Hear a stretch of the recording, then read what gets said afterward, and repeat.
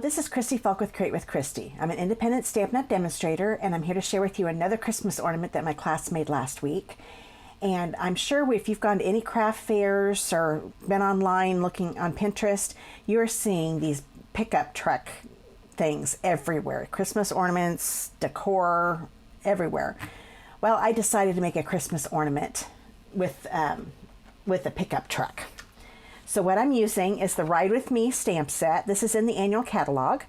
And the stamps I'm using is the truck and the Christmas tree here. So this one is, if you love those pickup trucks, you're definitely going to want to make one of these. And I'm also using the Perfectly Plaid stamp set. This is from the holiday catalog, and it will carry over. So you'll still be able to get it after January 2nd. And I'm using the North Pole delivery stamp with that one. Okay, now what you need, this is around a 4-inch wood ornament. I got this one on Amazon. I'm sure you can get it from other craft stores, but it's nice and smooth and it's real easy to stamp on. So this will be a really neat rustic. I thought this was a perfect ornament base for the truck. So I'm going to bring in my memento and my big pickup truck. Actually, let's stamp the words first. We'll do the North Pole with the memento. Make sure I get that inked up real well. And I'm going to stamp it. I want to make sure that that hole is right there top center, and it is. And I'm going to do the North Pole right here on the bottom. And hold it down for a few seconds. Okay. There you go. Got North Pole delivery on there. Now I'm going to ink up my truck. And it's going to go right up above it. And I always make sure, with this, I want to ink it up as much as possible. So I probably ink it more than I normally would, because I know it's going to be hard to line it back up again. Now that truck is going to go right in the center. And bring it down just a little bit, because we're going to be putting the tree in the back of the trunk. Okay, that looks good. Hold that down. And I always hold it down for a few seconds to make sure it's in there really good, soaking in the wood real good. There we go. That's a nice thing about these. They're nice and smooth, so it really stamps well. Now I'm going to bring in the tree.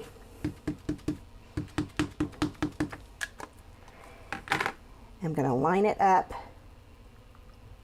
right there. That looks pretty good. Once again, hold it down for a few seconds. There we go. Got all the stamping done. So now we're going to color. So I'm using Stampin' Blends. The truck, of course, has to be red, so I'm using my cherry cobbler. And the majority of the truck will be the light cherry cobbler. But as you can see, this is the little wheel well inside, and that's definitely going to be darker than the rest of it. So I'm using my dark cherry cobbler. That's one thing. It's a little hard to, oh, take that back. We learned at my class, it actually worked okay with me using the brush tip, but they were, I have a light hand when I color, but it's very easy because this wood is so porous for the marker to bleed a little bit. So if you use the blunt tip, they were having a lot better time with it not going outside the lines. Because you don't want it to, because they were getting some coming outside, and we were able to use the color lifter to remove some of that. But when they started using the blunt tip, it worked a lot better for them. So that's my tip for this when you color on the wood. Okay, and then I'll do this side. Okay, now like I said, I used a real light touch and it worked out perfect. So now I'm going to bring in the light cherry cobbler and color in the rest of the truck, I mean. And once again, using the blunt tip.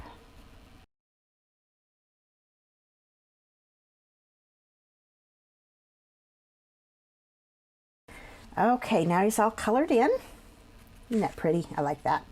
Okay, now I'm going to take my shaded spruce, get that lid on there. You always want to make sure you get your lids on very tight and on really good with these. Okay, now I'm going to take the blunt tip again. And I'm just going to do like the little spots here on the tree just to give it some depth with the dark shaded spruce. Just like so. Pretty much where there's a line. That looks pretty good. Now I'm going to do the rest of it with the light shaded spruce. And I'm going to go over the dark a little bit. It blends a little bit, but not a lot, but it will lighten it up a little bit.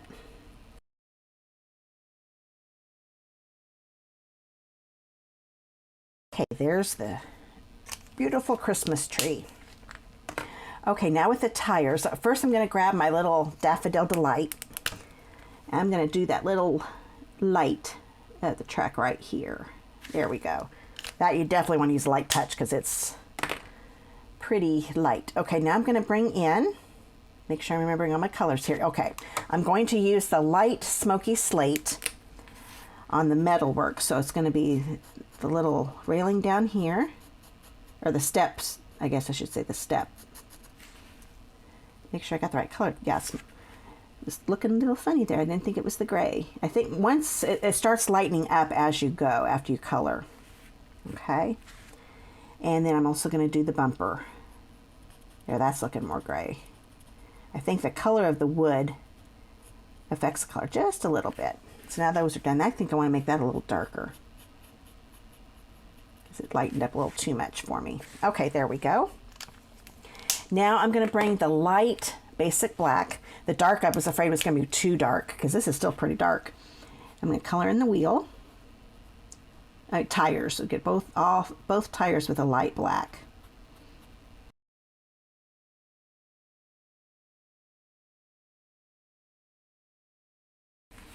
Okay, tires are all done. One last thing, I'm going to take the dark smoky slate and do the hubcaps. I decided I wanted the hubcaps to be a little darker than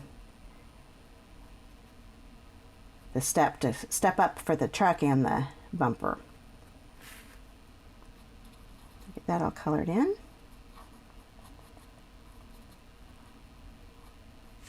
There, now all the coloring's done. Isn't that neat? As I was doing this, I started to use the brush tip and it made it a little too dark, so that's why I went back to the blunt tip. Sometimes that does happen. So I might, here I'm going to play around. Since that looks, it's not lightening up as much as I'd like, I'm going to take my color lifter and see if I can lighten it up just a little bit so it blends in a little better.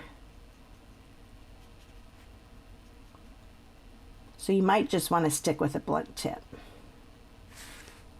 There, I think that's actually helping. I'll let that go for a little bit. I might have to color over it again, but we'll let it dry. But that did lighten it up a little bit. Okay, now I'm going to bring in some ribbon. This is the Real Red 1/8 inch curly ribbon. It's 14 inches long. And then a piece of the Shaded Spruce gold striped ribbon, and that's 10 inches. Both of these are in the holiday catalog, and they're both retiring. So they're only available while supplies last or till January 2nd, whichever comes first. So you get these as soon as you want, as soon as possible before they sell out. So I'm going to bring in my Take Your Pick tool. I'm going to fold this in half a little bit, put it here with a hole, and then use my Take Your Pick tool to push it in. As it keep pushing it in a little bit, and it'll go in. Sometimes it takes a little work. There we go. Now I've got some coming out. Then you can start pulling it through. There we go. And I'm just going to pull 1/2 out because I want a strand on each side. Okay, just like that. So you've got them out here. Get those ends. Oh, put that in my dish so it quits rolling around. Okay, make sure that ends are even. And I'm going to tie a double knot right here. Okay. And then I'm going to not just tie a regular knot, because I find those come apart when they're keeping two ends together. So what I'm going to do, I'm going to make a little loop, hold the two ends together, wrap both sides around my finger, and bring both ends through my loop. Looks like that second one's not wanting to. You just keep getting it till they're both through.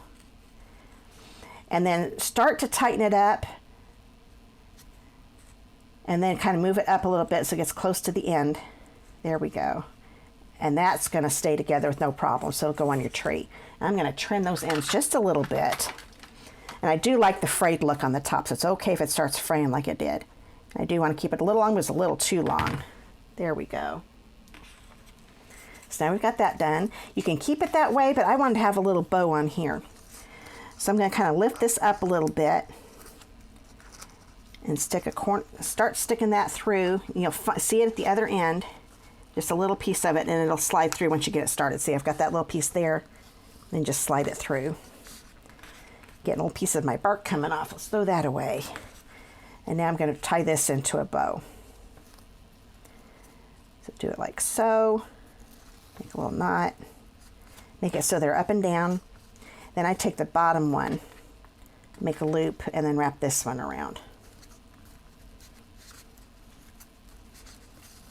There we go.